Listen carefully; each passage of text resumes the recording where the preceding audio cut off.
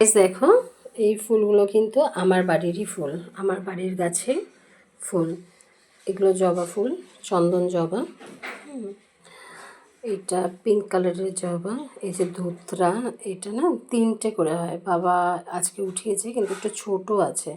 এখান থেকে আর একটা বেরোয় ফোঁটাটা, ওটাও একদিন দেখাবো। এই যে নীলকণ্ঠ বা অপরাজিতা প্রচুর পরিমাণে হয়।